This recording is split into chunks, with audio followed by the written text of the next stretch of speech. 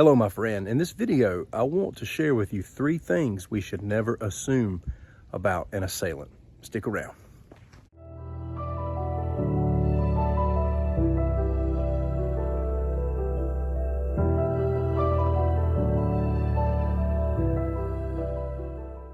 I hope you're doing well. Thanks for taking time to drop in. I hope you find this information helpful and resourceful. Let's get rolling. In the martial arts world, there's a word that's commonly used, and that word is Bullshido, not Bushido.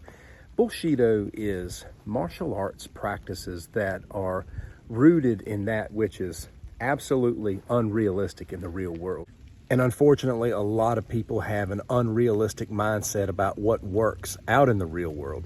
The idea for this video came about as a result of things that I have heard martial arts instructors, typically in the Bullshido world, say, and even just people throughout my day-to-day life. These 3 points just come from experience and common sense.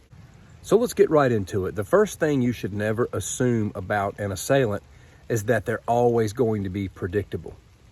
If someone looks suspicious, we have the right to profile them a little bit. We don't want to be too obvious about it, but we want to do some profiling with regards to that which looks suspicious. But you have to always remember that there are people out there that could be an assailant that won't look the part whatsoever, but they could be capable of it. And a lot of attacks that happen are very unpredictable. And this is one of the reasons why in the self-defense world, we talk so much about just a general sense of awareness. So no, assailants are not always predictable, and they don't always look like an assailant.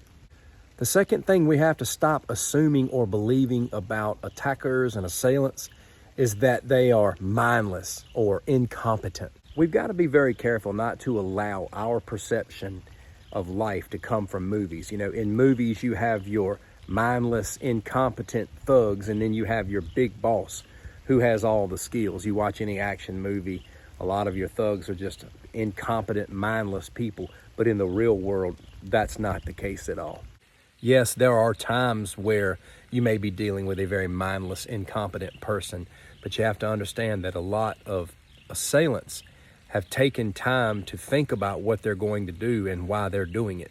They don't want to get stopped or caught any more than you want to be attacked. One time I saw a video of a woman reviewing a knife, and she was doing some training with maybe either her husband or some other training partner, and he came at her in a way that she was not able to stop him. And the words that came out of her mouth were, "The average thug is not going to do that," or "The average thug is not going to come at me that way." The average thug is going to be worse than the way her husband or training partner came at her. If we're not training to deal with unpredictable people who are competent and dangerous, then we're not preparing at all. The third assumption that we've got to stay away from with regards to attackers and assailants is that they are typically not good at fighting, or that they're easy to take down. A lot of times in martial arts training, people train with this assumption that they're just going to be fighting idiots with no skills whatsoever. We have to understand that if somebody calculates in their mind that they're going to attack you, they're going to have the upper hand, especially if you're not paying attention. They've already thought about what they're going to do. They've decided they're going to do it, and they're going to be extra committed. A lot of times an untrained person can be more savage and dangerous than someone who is trained. It's very dangerous to assume, number one, that attackers are going to be predictable.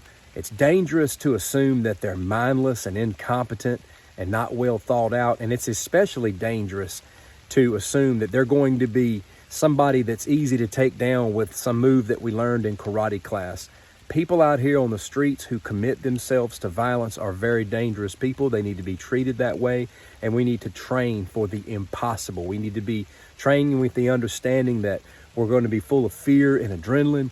We need to be prepared for the worst situations, and we don't need to cut corners in our training making all these silly assumptions. So I'm just dropping you this video to encourage you to be on the lookout and don't fall into this type of thinking. I'd love to hear from you. Take care.